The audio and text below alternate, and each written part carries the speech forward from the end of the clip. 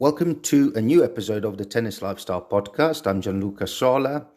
In this episode, I chat to Vanni Gibertini. Vanni is a reporter, correspondent for ubitennis.com. Since 2010. He's also a part-time editor. ubitennis.com is a very popular tennis news website. I recommend it highly. It's very informative and has lots of interesting articles on tennis and news. Vanni is a reporter for ubitennis.com. He lives in Montreal, Canada. He's a freelance sports writer and also an experienced airline professional, having worked in he's got a background, let's say, in aviation, having worked for it. He obviously attends a lot of major tournaments in the world and Grand Slams and Master 1000s, especially in North America, Davis Cup, Fed Cup, and also he reported for the Rio Olympics in 2016. Anyway, in my opinion, he's one of the most informed people in tennis. He always is up to date and basically up to date with all the news and what's going on. He also has a podcast in Italian, though. It's called Ubi Radio. It was a really nice, relaxed chat. Interesting to find out sort of the life of a tennis journalist, reporter. And don't forget to listen to the mega rapid fire quiz at the end. Thanks for following my podcast. Please also just press that follow button. You'll find me in all the major platforms. And you can follow me also on Instagram, Twitter, and now also on Facebook. I'll put those in the notes to the episode. So I hope you enjoyed. Ciao, ciao.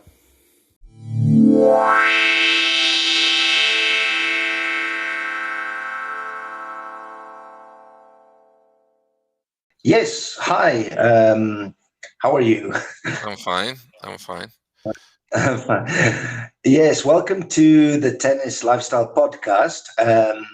Thanks for joining me. I really appreciate it. Thank you for having me. You're in Montreal, Canada. How's the day there? Is it a nice day today? It's okay. I mean, it's a typical May day, I guess. It's not too cold. It's overcast at the moment. I think it's going to be close to 15, 16 degrees Celsius by sort of mid-afternoon. So it's a reasonable day. I mean, we could have snow at this stage on very bad days. So I guess we can't complain. Okay, so that's a pretty good day. Okay, fantastic. I just want to do a brief introduction. Vanni Gibertini, you can correct me as well. He's a tennis journalist, correspondent for ubitennis.com since 2010, and you are also a part-time editor. You're actually an Italian, which I found out today, from Modena, which is actually the same city where I come from in Italy. But obviously you live in Montreal in Canada. ubitennis.com is a very popular tennis news website. I actually look at it all the time. And it's, I'm not sure, but I guess it was founded by Umberto Scanagatta. Am I right?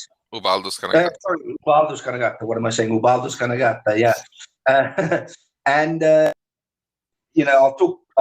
We'll talk about him maybe later, but he's quite a legendary Italian commentator, journalist, etc. You're a freelance sports writer, but I also found out you're an experienced airline professional. You've got a background in aviation, and you worked for many years also for the International Air Transport Association. So far, so good. So far, so good, and I'm nearly finished. And you're a reporter on site for many major tournaments in the world, including Wimbledon, Grand Slams, Master Thousands in North America, Davis Cup, Fed Cup, and you did also the 2016 Rio Olympics. Is that That's correct? Yes. okay? But anyway, I've been following you on social media on Ubi Tennis for several years, and in my opinion, that's why I wanted to talk to you. You are one of the most informed people in the tennis world, in my opinion. You're always up to date, got very sharp opinions, and up to date with the news and all the goings on in tennis. You also have a tennis podcast. You host a tennis podcast called Ubi Radio, but that's in Italian. So obviously for our English listeners, unless you are fluent in Italian, it's going to be a bit difficult. But let's start with you. How did you get into tennis and, let's say, become part of the ubitennis.com? Well, it just happened almost by accident. I guess a lot of people stumble into this business by accident. They start out as fans. You obviously need to like the sport a lot. I've been following tennis since I was 11 years old. I think I started in 1985, watching Wimbledon, the victory, the victory run by Boris Becker at Wimbledon, and then I got more and more involved throughout the years, and obviously I liked it, and I never stopped. I pursued my career in aviation. I've worked for about 15 years in aviation. That took me around. I went to England in 2001 for my master's degree, and then I stayed there. Worked in a few airlines, and then I spent a couple of years in Slovakia, and in 2008 I moved to Montreal to start a job with IATA, as you mentioned at the very beginning. And during this period, I was following tennis, so I started reading Ubi Tennis. They were asking if some of the readers were available to do translations. I can translate from Italian into English because I've been speaking English for so many years, and I've been studying in England. So I think I'm quite proficient. At least back then, I thought I was quite proficient. Now, I hope I am. So, No. so yeah, I started with that, and then I got a call from Ubaldo and said, "Well, I mean, if you feel like writing, then we can certainly publish your pieces." So I started with a weekly column about travel in tennis, how to travel to the biggest tournaments in the world, because obviously I love traveling, especially by air. So I thought it was a nice way to combine my passion for tennis and my skill, my experience as a traveler, and my knowledge of aviation. So, and then it all started from there, really. And then I got progressively more and more involved in the work with Ubi Tennis. And then in 2017, I actually became full-time. So, well, I mean, not necessarily not full-time part of the editorial team. I do also other things, but essentially this is what I do. Okay, it's let's say it takes up most of your time now. Would that be correct? Yeah, I'm pretty sure it certainly does, because following tennis is a very demanding activity. Even as a fan, I mean, anybody who is a tennis fan and wants to follow big tournaments, especially if they don't take place in a convenient time zone, they know that it can be quite demanding on the social schedule and on the working schedule. I mean, when I moved from Europe to the United States, I found it incredibly challenging because the time zone is actually worse. I am in the Eastern time zone. It's actually worse because all the tournaments that take place in Europe, they essentially have all matches during the North American working day. So anybody working a normal office job with a normal office hours would have a hard time following matches live. So you would have to rely on replays, on demand, and so on. Now it's a lot easier than it used to be, even just 10, 15 years ago, but still, it is quite demanding. And I mean, during Grand Slam tournaments, your friends will not see much of you. Yeah, no, definitely. Yeah. Just going back to ubitennis.com, for the people who don't know, but obviously it was founded by Umberto Scanagata. Ubaldo. My God, I grew up with him. I know it's Ubaldo. I don't know why I'm saying Umberto now. Anyway, it's Ubaldo Scanagata. I'll probably do the whole podcast saying Umberto, but anyway. But I would say he's quite a legendary journalist or TV. He also did a lot of TV commentary. When I grew up listening to him, Rino Tommasi, and Gianni Clerici, which was actually one of the reasons I actually even got into tennis. They were amazing commentators and made it very interesting. And I would say right now for the international listeners, Kanagata is more famous for maybe being in the post-match interviews. He's always interviewing the top players and has also had some, let's say, interesting discussions and with, for example, Nadal and Djokovic and so on. How is it working? How is it working for Ubaldo Scanagata? Well, it's certainly a very interesting experience. As you said, he's a very flamboyant character. He's very well known in the tennis circles. Pretty much everyone knows who he is. He's very kind of hot-blooded. I mean, he definitely tells it like it is, and he kind of created this character around him in the post-match interviews. Most of the players, they kind of play along. Sometimes there have been moments with misunderstandings, and there has been a need for some clarification with some of the top players. The last one was a couple of years ago at the ATP finals with Nadal.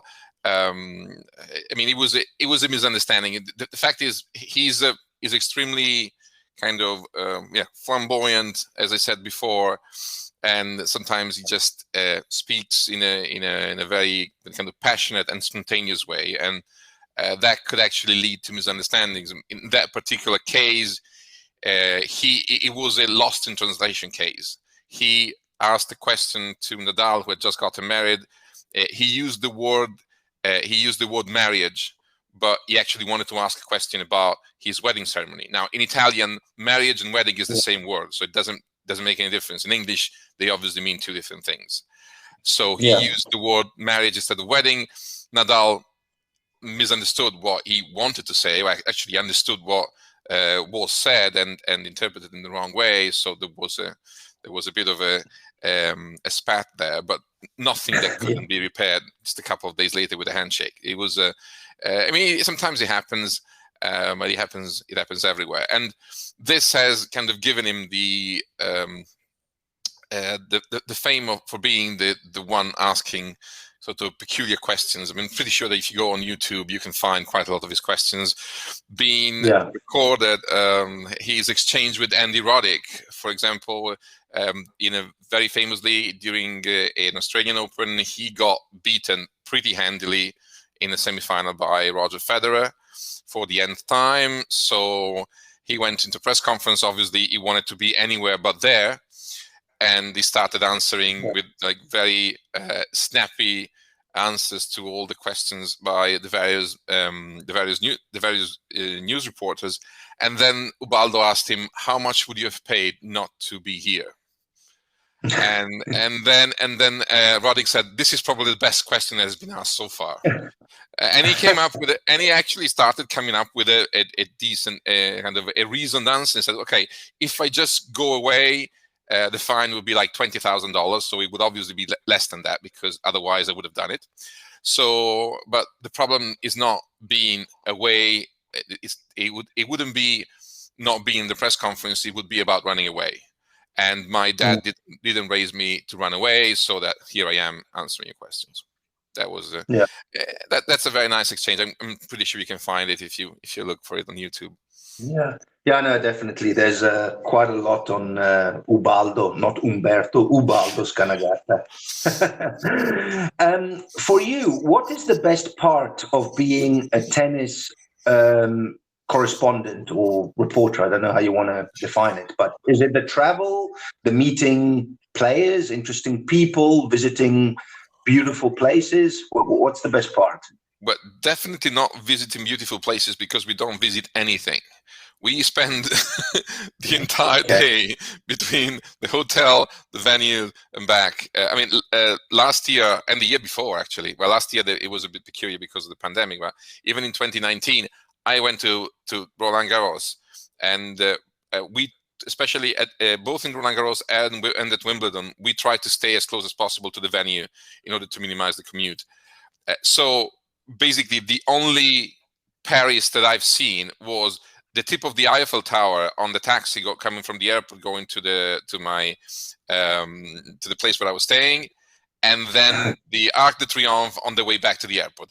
That was my 2 weeks in Paris. So you know those two things very well. Those two. No, okay.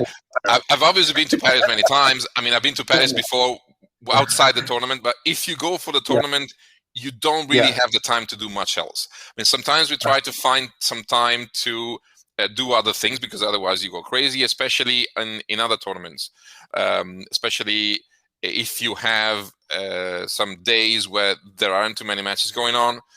Wimbledon used to have the middle Sunday. Now, this is going to be the last year with the middle Sunday as of 2022. There will be play during the middle Sunday. Now, during that day, you actually have a day off, so you can actually do normal stuff. Or, for example, in Australia, during the second week, most of the matches take place in the evening. So Friday, Saturday, and Sunday, all matches take place in the evening. So during the day, you have time to do other stuff. The US Open, the second week is pretty light. So you have some time. For example, on Thursday, normally you have the women's semifinals, and they take place during the evening session. So you start matches only at 7 p.m. So you have time to have a walk around New York if you want to.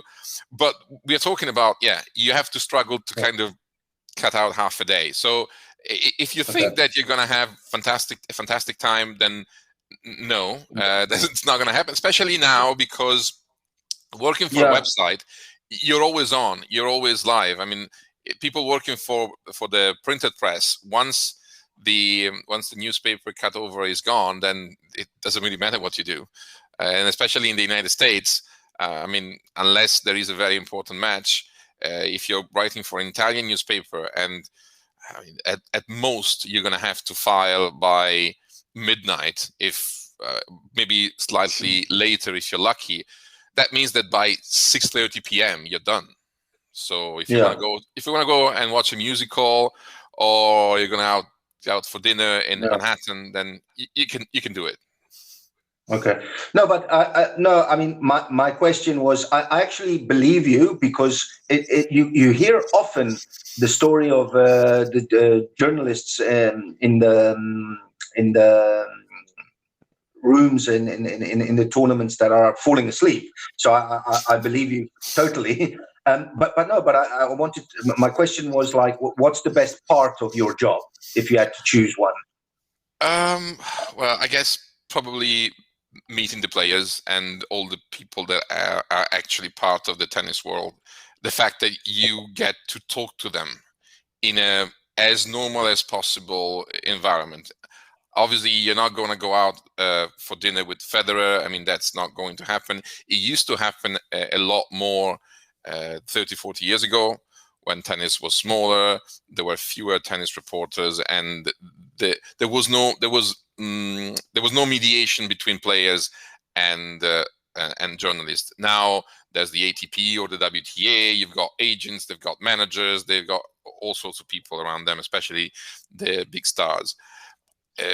30, 40 years ago, according to what I'm told, it was very different. But still, at the same time, especially for players that maybe they are from the same country as you, that you follow more closely, since the beginning of their careers. It's good to actually get to know you and actually have some kind of rapport with them that goes beyond backhands and forehands.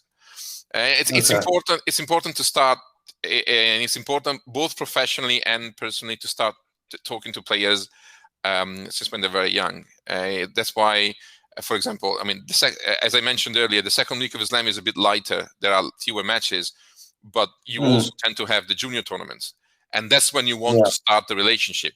You want to start the relationship when they are 16, not when they are famous superstars. Yeah, that's very interesting. Yeah, it's a question I wanted to ask you, because I mean I've been involved also a lot in tennis, and you sort of get an idea that people and players who are in tennis, that's all their life. They do nothing else. They're so immersed in it. It's like nearly a bubble. Would you describe tennis players as interesting people? Are they actually quite interesting? Do they talk about stuff other than tennis? It depends. It depends on which player. Some of them, most of them, they tend to be a kind of bubble people, because tennis requires a lot of dedication, a lot of commitment. There isn't a lot they can do outside of their work, and it really depends on what kind of people they are. There are some of them that they have all sorts of interests, like in the modern tennis, the number one is certainly Milos Raonic. Milos Raonic is a very clever guy. He's extremely intelligent. He can speak intelligently about a lot of topics. He's an avid modern art fan. He goes to museums. He goes to art galleries whenever he can. He has bought paintings. He has bought artwork for his own collection. And he can speak intelligently about a lot of topics. He's a very, very interesting guy. Riley Opelka as well. He's someone that is very has a lot of kind of passions for. He's a bit of a foodie, I hear. He likes good food. He likes art as well. So these people, they certainly are interesting. On the other hand, you have the tennis guys. I mean, for example, Pete Sampras, it was just tennis. There was nothing else. And that's one of the aspects where he was different from Andre Agassi, that because he kind of was forced into tennis, he really wanted to escape and widen his horizons. So from that point of view, it really depends on the character. Some of those people, they are just tennis. Others, you can talk to them about virtually any topic, and you can have an interesting conversation. Which makes me just ask you immediately another question. Who's the most interesting tennis player you've met? Who's the most interesting tennis player you've met?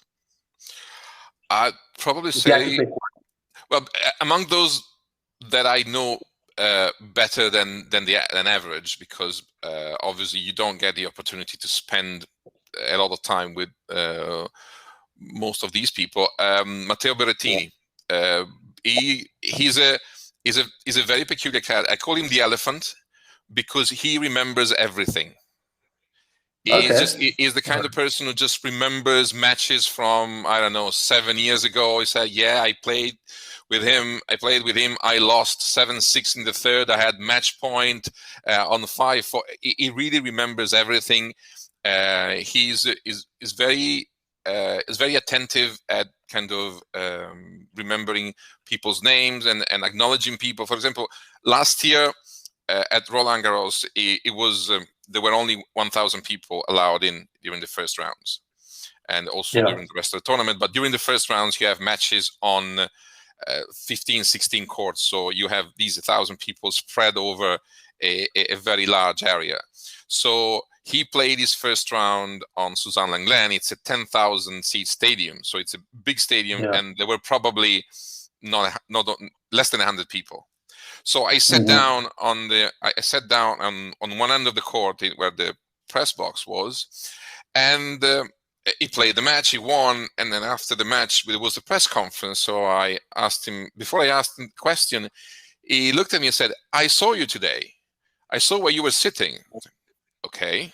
Oh. Now, and I was thinking, why is it relevant where Vanni Gibertini is sitting during a Matteo Berrettini match? Why would he believe that he's relevant? It is relevant. It's because he wants to know what goes on around him. Is very situationally aware, and every time you talk to him, you can see that he thinks and he tries to give you the best answer that he can. And also, he's been working with a mental coach since very young. And he was telling me stories how they have regular meetings. The mental coach is giving him homework, like books to read, movies to watch, and then they discuss about these movies and what they mean, and so on. It's I have to say it's actually quite fulfilling to talk to someone like that, because in a world like tennis, you can be very kind of one-dimensional, and definitely isn't. Okay. No, that's good to know, because I think for people who follow tennis very closely, you often get that that sort of feeling that it can be quite monotonous, but that's nice to know. I'm going to jump a bit all over the place, Vanni. For you, what has been the best tennis experience you've ever had? The best tennis experience? I mean, it's hard to pick one. I mean, there were some of the kind of Federer Nadal matches, which is they have a different flavor. I mean, when there is a Federer Nadal match, you kind of have the feeling that it's not the same thing. I mean, the kind of people that you see in the stands are different, because it's like one of the things that you have to do before you die.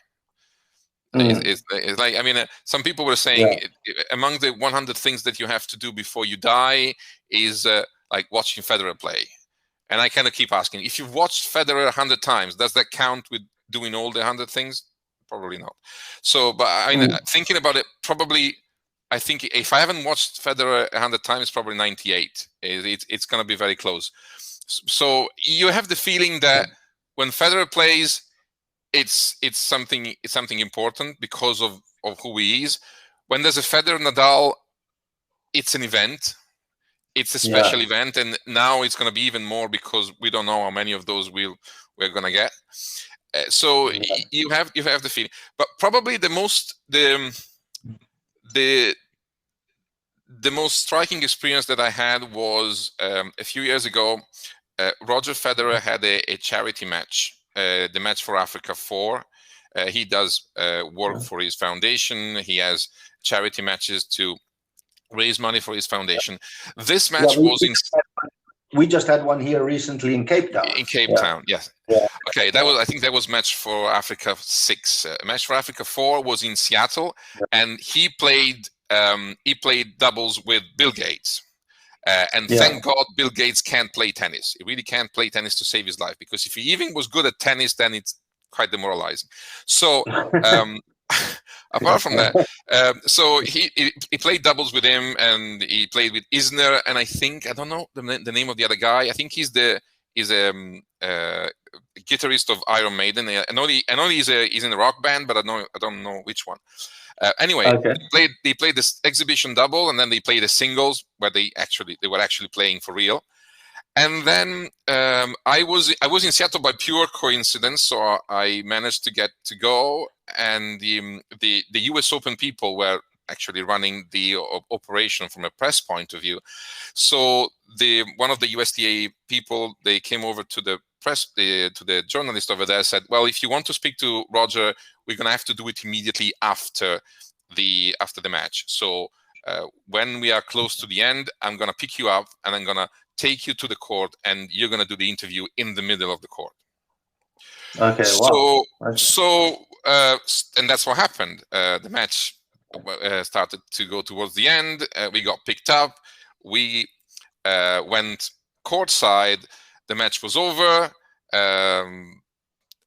Cheers and people shouting and so on. And then we got we got let in, and then we met Federer in the middle of the court. It was basically on the service line, and we could see all the people around the court. So I was sitting there, and I was just looking 360 degrees around me, and I was seeing people shouting, wanting autographs, and calling his name. And I was thinking, this is his life. This is what he experiences every single time he goes on court, every single time he kind of puts his nose outside of the house. Yeah. This is what happens to him every time. And it was quite an experience. Being in the middle of everything, it definitely is an experience. Okay. Well, amazing. Yeah. Okay. Vanni, I wanted to also talk to you. Now we're completely going to change topic, but I wanted to talk to you also. You've done quite a few podcasts lately on the present state of tennis, let's call it that. And, I think this is a discussion that could be, we could talk maybe for 10 podcasts forever. So it might end up being quite general. But I find that tennis right now, don't know if you agree, is in a very kind of sort of critical moment. I don't know if professional tennis can continue the way it is now. We know that tennis is one of the most popular sports in the world. You have men, women playing, all ages. It's one of the most played sports. Yet it seems like it's losing fans, and the TV viewership is very small compared to other sports. So it going forward into the future, the sport of tennis has a lot of challenges.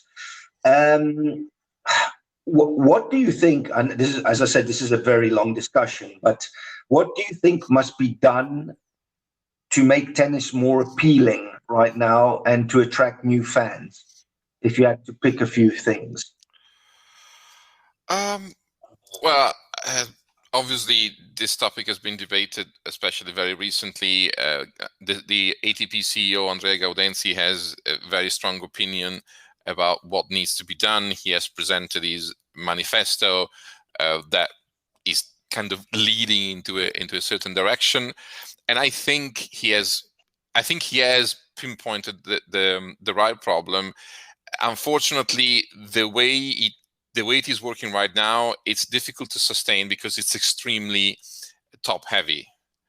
Yeah. A lot of money and a lot of resources go to a very small percentage of the top players, of the top events, of top coaches, of the top everything. So if you're not in the elite, in the crème de la crème, then it's a very difficult sport to actually have as a viable business.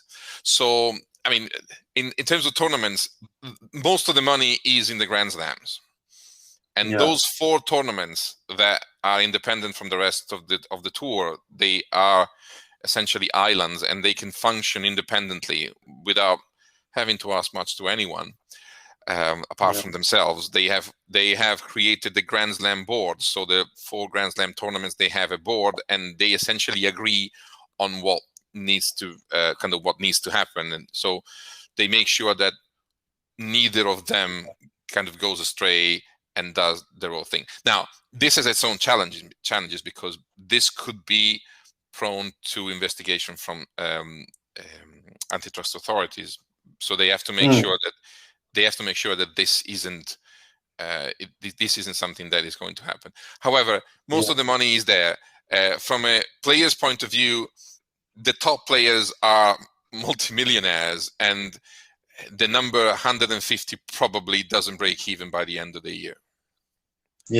So it's extremely complicated.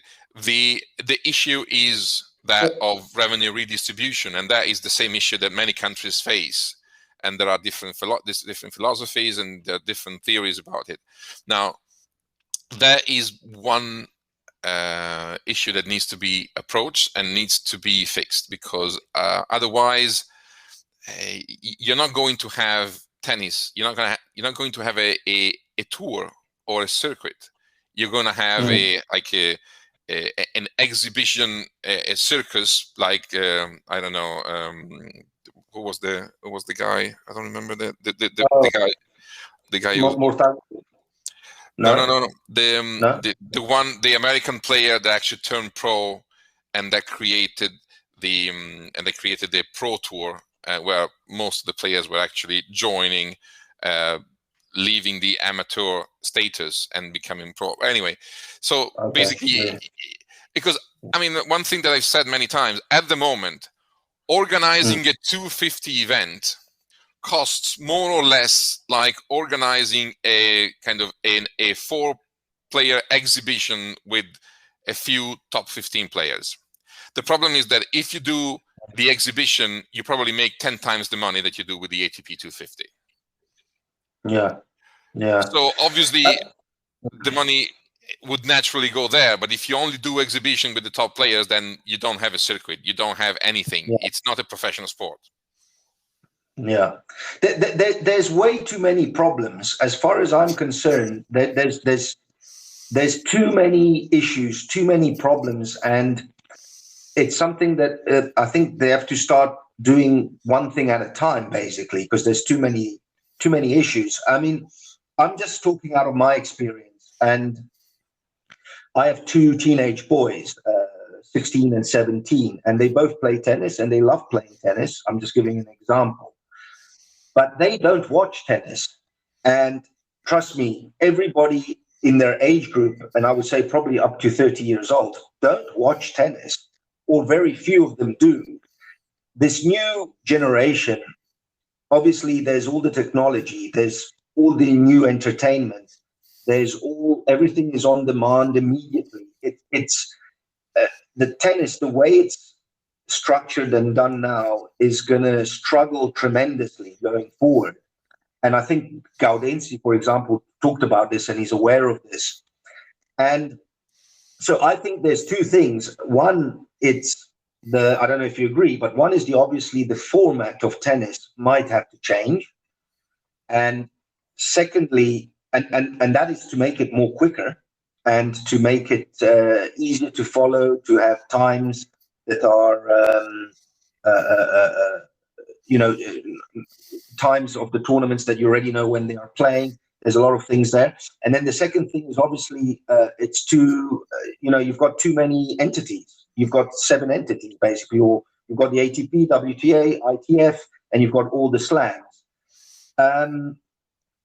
So it's very confusing for everyone, especially for a new person coming into tennis. What do you think of the format of tennis? I'll give you quickly my opinion, but I'm somebody who can watch tennis all day in its current format, and I love best of 5 sets. I mean, that's just me. But I think the format must be changed, maybe for all the tournaments except the Grand Slams. The Grand Slams must stay the same, but the ATP Tour must have a format where there's no deuce, there's no warm-up, there's no let, and there's no medical timeout. You must have a medical timeout on changeover. That's as simple as that. I mean, I know that's quite... it's quite radical, yeah. Quite radical, but if you want to make it quicker, I would start with that. And, okay, still best of 3 sets. And I would maybe even look at it if you're doing the Masters 1000s, or even all the other tournaments, you do that format. But then when you get to the final, you do a best of 5 sets. I don't know. That's just my idea that I've been, thinking of. But I mean, what's your opinion on that?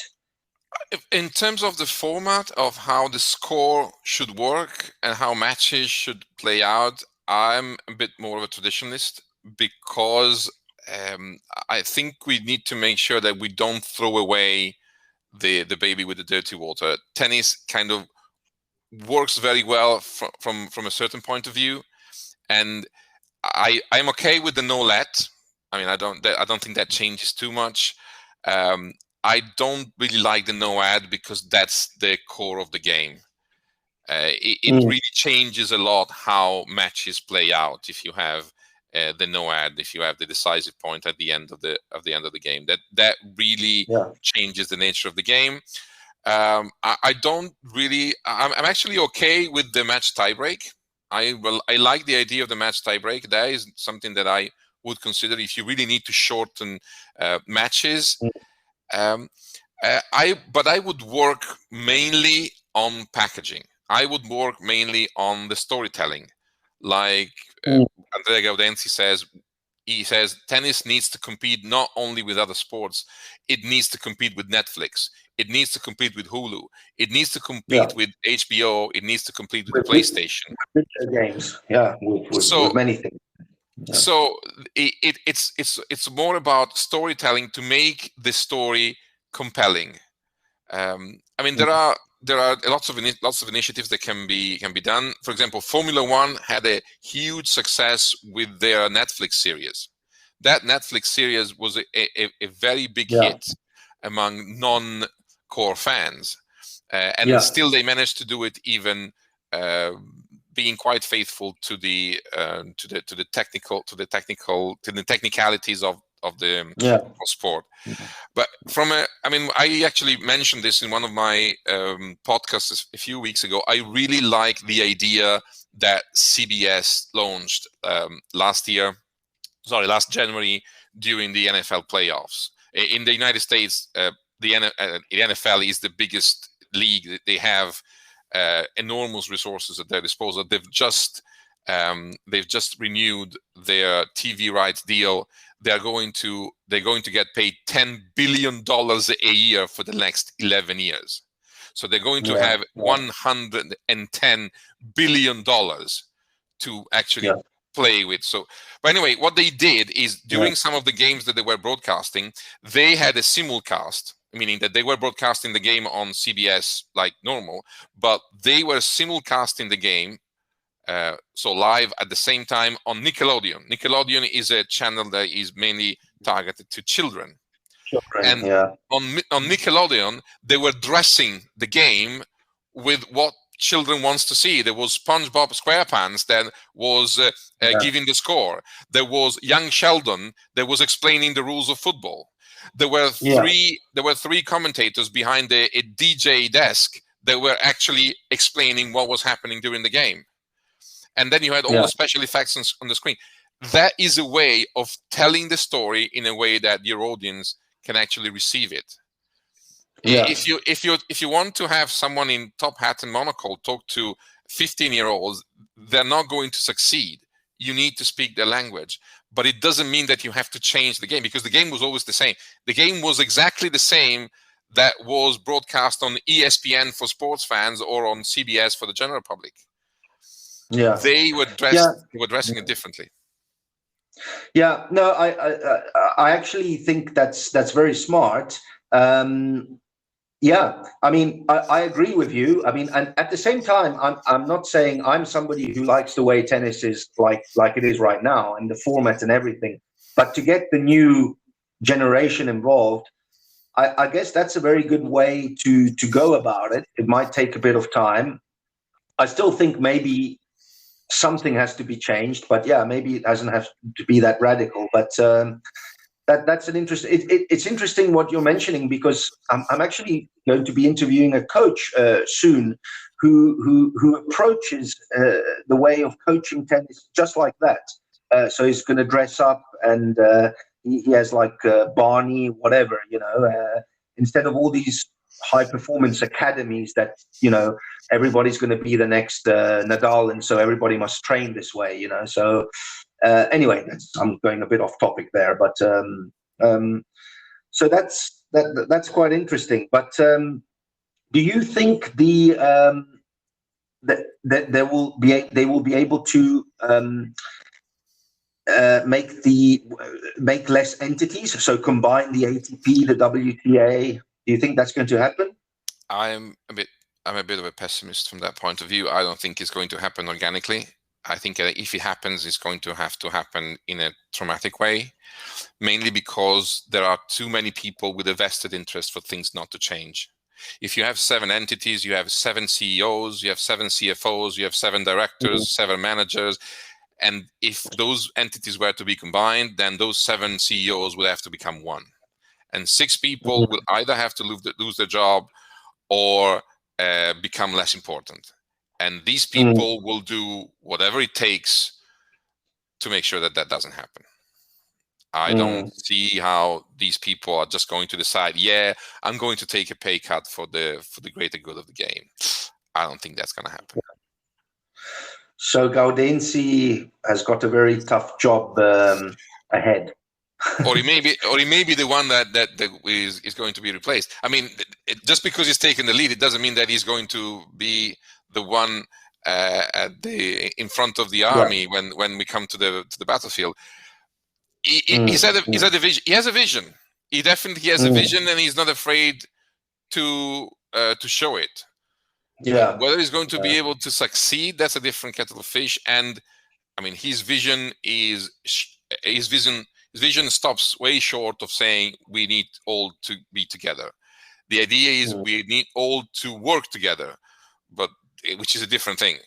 So I mean, if you actually look at the sports that work in the best possible way, you have one entity, very strong, very well funded, that is managing the sport. Just look at Formula One, the NFL itself, UFC. They've managed to create a fantastic environment in Yas Island to have their fights even during the pandemic. But obviously, in order to do that, you need to change the business model. I mean, I've been saying this repeatedly during the last year. There were many fans that were sending messages through the website Ubi Tennis, on social media. We have weekly live broadcast on Facebook with my colleague Luca Baldissera. And everybody was saying, why has Formula One restarted and tennis is still lagging behind? Things are back to normal. And I was saying, no, things are not back to normal. The problem is the business model. Okay, the sports that did manage to restart very quickly were those sports that, first of all, they had a lot of revenue coming from TV deals. And secondly, they were the ones that were prepared to spend a lot in order to create the bubbles and in order to go ahead, because they knew they had the money from the TV deals. Unfortunately, tennis doesn't work that way. Even Grand Slams get at most 40-45% of their revenues from TV. They need people on the stand, and once again, and the corporate as well. Exactly. One component that's very important for tennis is corporate entertainment. Tennis is very conducive to corporate entertainment because it lasts very long. It's a day out in a very nice place, so you can take your guests and then you can feed them and then you can wine them and then they can watch some tennis and then they can drink some more. It's very, very good for corporate entertainment, and those revenues are extremely important for tournaments, both the slams and other tournaments and minor tournaments. If you have a 250, the TV at best is going to account for 10 to 15% of your revenues. Anything else is local sponsorships, corporate entertainment, and the ticket booth. Ticket, yeah. So, are you might be a bit pessimistic going forward? No, I say I don't see how the 7 entities are going to become one, or even 3. I mean, I think they're probably here to stay. So we need to find a way that we're going to work together, and that in order to work together, there needs to be a solution that is a win-win-win 7 times. Everybody need to believe they're getting something out of the solution. If someone believes they're getting screwed, they're not going to play ball. Perfect. There was another question, but I think that's also another long discussion. The prize money, but I don't think I want to go there. But I mean, I'm already keeping you a long time. I actually usually end my podcast with a rapid fire quiz. Would you like to Are you ready for that? And Of you can course. also elaborate if you want to. Okay. What is your very first memory of tennis? As a player, as a kind of a watcher, can be anything. Yeah. I do believe tennis on TV. I watched a match on TV, and I couldn't understand how it worked. The reason why I got into tennis is because the rules are complicated. I couldn't understand when a point actually ended, because I didn't know what the lines actually meant. I mean, when the ball was going the tram lines, they were calling it out and said, but that's the court. It doesn't matter. There's a line in the middle, but that's the court. And then when they were serving, I saw a ball in the middle of the court and they were calling it out. And I thought, it's in the middle of the court. How can it be out? So that's what got me into tennis. And I think I saw a match on TV and I didn't understand anything of it. And the things that I don't understand actually attract me, because I want to understand them. Okay. Define to us what type of player you are, tennis player. Me, I'm a kind of probably a baseline ball basher. I mean, I'd say I would probably, when I was playing, when I was starting to play, I would inspire. I was getting inspired by Jennifer Capriati. I mean, that kind of player. Okay. Well, that was my next question. If you had to choose a pro that resembles your game, would it be like Jennifer Capriati? Yes, I would say so. Yes. Okay. Best shot. My best shot, probably the forehand. Okay. Tennis idol growing up. Ivan Lendl. Current favorite player, male or female? I can't say that. I was a Federer fan before I actually became involved in tennis. But now you can't be a fan of someone. I mean, unfortunately, he's been playing for so long that he has defeated time, at least until now. But I mean, obviously, from a purely selfish point of view, I like Italian players to do well, because if Italian players do well, we get more kind of airtime on media. So it's just a selfish reason. So, but okay. All right. No, that's fine. You'll enjoy this question then. List the big three from favorite to least favorite. The list of big three from favorite to least favorite. Yes. I'd say Federer, Nadal, Djokovic. Okay.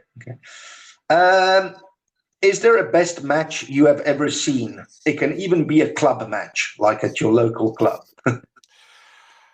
The match that I enjoyed the most in terms of how they played, probably just because it was one of the first. When I was at university, I took my first trip to the United States and I went to see the Davis Cup semifinal. That was the United States against Australia in Washington, D.C. And the third singles rubber was Pete Sampras and Pat Rafter. Pete Sampras and Pat Rafter. I mean, especially the first two sets, third and fourth were a bit lopsided, but the first two sets, they were extraordinary. I mean, they played magnificent tennis that you don't see any longer, because it was serve and volley essentially every point. So it was a different tennis, but they played very, very well. That was it. And then, I mean, there was the Federer Nadal at Wimbledon in 2019. There was the Federer Nadal in Australia in 2017, although I saw only a part of it. Then in outside slams, I would say Federer Kyrgios in Miami in 2017. That was a great match. That was a good match, yeah. Best tournament in the world? Indian Wells. Without any hesitation. Yeah, it's one of my bucket lists. Favorite surface? Favorite surface? To play on and to watch. Okay. To watch, I really like hard courts. Hard courts, not too slow. To play, if it's not too slippery, green clay is actually quite good because it's not too bad on your knees, but sometimes it gets slippery. But yeah, I actually like playing on green clay because it's not too bad. Do you get quite a bit of that in Canada? Or, yeah, we do. Yes, we do. I mean, unfortunately, we play tennis like 4 months a year, unless it's indoor. But yeah, I mean, the tennis season normally goes from May to October when you're lucky. Now, May, it's very rare that you're going to be able to start playing at the beginning of May. Now we're lucky. Now we are lucky because we can actually play outdoor. But I imagine you've got a lot of indoor courts there. Not too many. I mean, tennis is quite expensive in Canada. Tennis is quite expensive. I mean, in Montreal, we are lucky because there's a tennis federation. The tennis federation is based here. The development center is here. They have a big indoor facility. And as part of their statute, it is stated that it has to be dedicated mainly, more than 50%, to the community playing tennis. So even the players who are on the professional track, they actually have to book courts. I was talking to some of the coaches at Tennis Canada. They have to make sure that their courts are blocked off for their training sessions because they are normally always booked, completely booked, morning to evening, and they have to be dedicated more than 50% to the community. But apart from that, if you go to, a private club with indoor courts is something it is extremely expensive in Canada. All right. Do you have a favorite all-time tennis racket? Favorite all-time tennis racket? I think it would have to be the Babolat Pure Drive because of what it means. In terms of rackets that have a special meaning for me, I'll probably have to go back to the Prince Graphite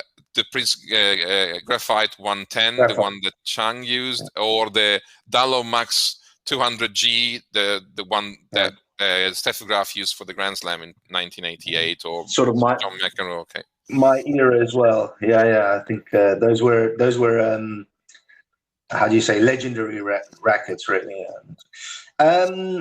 This one's quite nice. You have to book a restaurant and invite free players.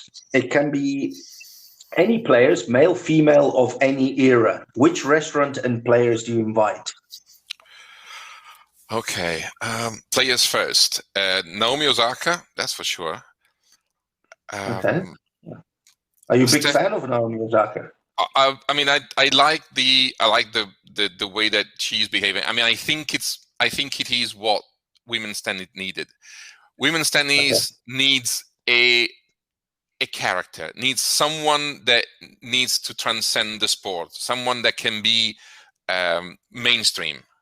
She will be hosting the Met Gala. I mean, if that is not being mainstream, then I don't know what is. Tennis needs someone that gets invited to the Oscar parties. They need someone like that. They need Serena Williams and Maria Sharapova. Maria Sharapova is gone. Serena is not very far. So we need somebody to replace them. Naomi Osaka is there. Hopefully we can get someone else. For example, I've always said that I'm not too keen on Ashley Barty being number one in the world. Not because she's not a good tennis player. She's a fantastic tennis player. But she's not a character. She's not someone that will transcend the world of sport because of the way she is. I mean, it's not necessarily a bad thing. She is like that. So, but it's not necessarily what tennis needs to WTA tennis needs to promote women's tennis. But anyway, back to the restaurant. Naomi Osaka, Steffi Graf. I probably need a player. I was going to say all women. I need. Of course, I mean a double couple. Okay, will I have Roger Federer? I mean, it may not be very creative, but it is someone who's is definitely going to say something interesting. So in terms of the restaurant, I'll probably let them choose because they know restaurants way more than I do. Maybe I'd go to a sushi restaurant just because, and I'd let Osaka choose because I'm pretty sure that she would choose well. She knows her sushi. Do you like cooking? Um, I like more cooking than cleaning up afterwards. I don't. I kind of before I start cooking, I kind of think of all the pots and dishes that I will have to wash up afterwards. So I kind of get discouraged. I mean, I'm not a great cook, but I mean, I guess being Italian probably makes me a better cook than the average in Canada. so you can live off that. Okay. Favorite food? Favorite food? Yeah, we have to go with pizza. I mean, the real one, the one they created in Naples. Yes. Favorite pizza topping? Favorite pizza topping? Or favorite pizza?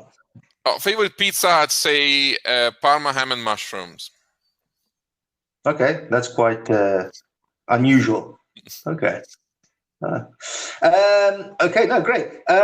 Do you have any particular hobbies, or is it like aviation and tennis, which is already a lot, to be honest? It is a lot. Yes. No, I don't really have any particular hobbies. Okay. Nothing that would take up a lot of my time. Mainly because I mean I don't watch too much TV. Well, apart from all the sports that I watch. My other sport, I mean, I like several sports. I got involved in volleyball when I was much younger because in my hometown, and volleyball is a bit of a religion. I was a volleyball referee for over 10 years. I actually took part to some of the events like Champions League matches or Champions League finals and so on. So I keep following volleyball because that's my first love, and so that's one thing. I like Formula One because it was one of the very few things that I did with my dad, apart from that, no, I don't really have any other serious hobbies. No. A lot of tennis players are superstitious. Are you superstitious? No, it's just it's too draining. Being superstitious is too draining. I mean, you have to pay attention to so many things. It's just it's not healthy. And some of them it's not about being superstitious. It's about sticking to a routine. I mean, for example, all the things that Nadal does before going on court and when on court. If he were to lose 40 matches in a row, he would still keep doing the same things and believe that that's the best way of doing it. So I think that goes beyond superstition. Yeah, but he doesn't lose 40 matches in a row. Well, so maybe that's why he does it. That's just an accident. It's just an accident. How many hours do you sleep on average? It really depends, because I tend to have a fairly good sleep routine. I would probably go on 6 or 7. I'm not the kind of people who needs to sleep 8-10 hours. I can't be asleep for that long. In fact, I'm desperately envious of people who sleep that much, especially on planes. I don't sleep on planes. I've given up. But the problem is I've seen people kind of sleep 12 hours on a plane. I mean, I can't sleep 12 hours in a bed, let alone on a plane. So I can't do it. So I tend to get restless after a while. So no, I stick to 6 or 7. Favorite country in the world? United States, unfortunately, because that's it's something that it's a country that would give you a lot of disappointments, but I do believe that it has the most potential. Okay. Favorite city? Favorite city?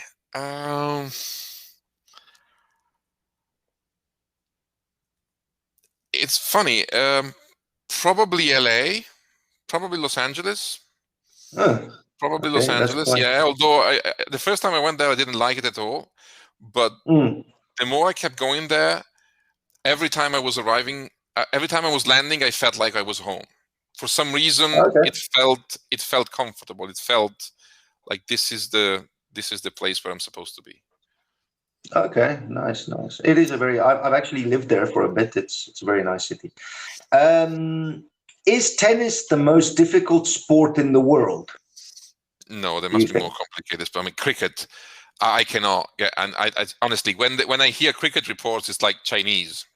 They speak a language that I cannot understand. I mean, even if when they're talking about the sports that you don't necessarily know, okay, I don't know. I'm not but I don't know rugby that well. I mean, I may watch a few matches, but I don't know it that well. Or I don't know, taekwondo. But you can still follow. Cricket is just a different planet.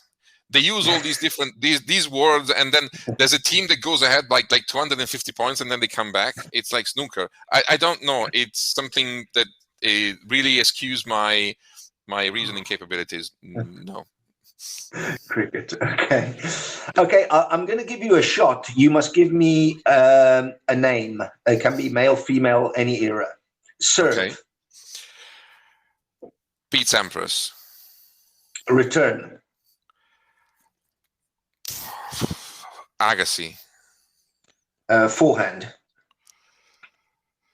Del Potro. Backhand. I keep Agassi. Okay. Volley. Edberg. Drop shot. Martina Hingis. Okay. Movement. Movement. Guillermo Coria, I'd say.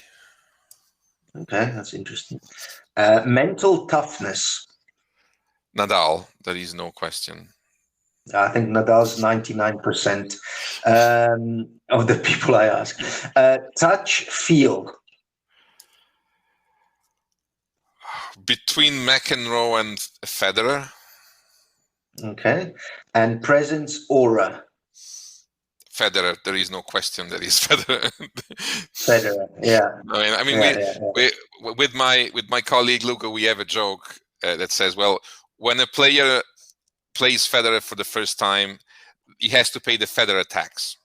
That's a set and a break. Yeah. So basically, it takes a set and a break before you actually get over the fact that you're playing Federer. Yeah. Okay. Yeah. Then you have to see if you can, if you are good enough to kind of catch up.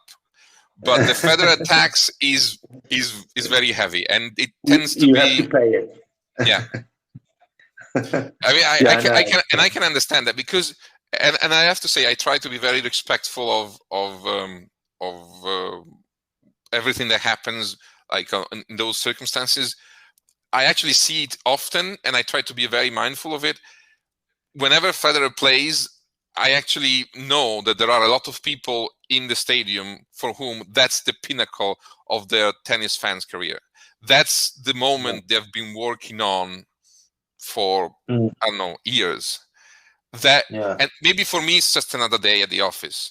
But I try to be very mindful that for them, it's very important. And I think Federer knows, and is kind of very mindful too. And that's one of the things that makes him the great player that he is.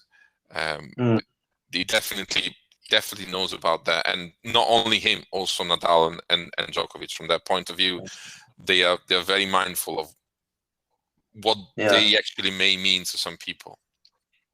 That definitely. I'm not sure about Djokovic, but Nadal, Federer, definitely. But I don't know. But that's it. I have a final question, which I've stolen from somebody who you'll know, but I've stolen it anyway. It's ask yourself a question and answer it. Well, ask myself a question and answer. And it doesn't have to be serious. Yeah. It doesn't have to be? It doesn't have to be serious. It can be any question. That's very difficult, because it's like when they give you an essay to write and they say write about everything you want, and then it takes you it takes you ages to think about what you want to write.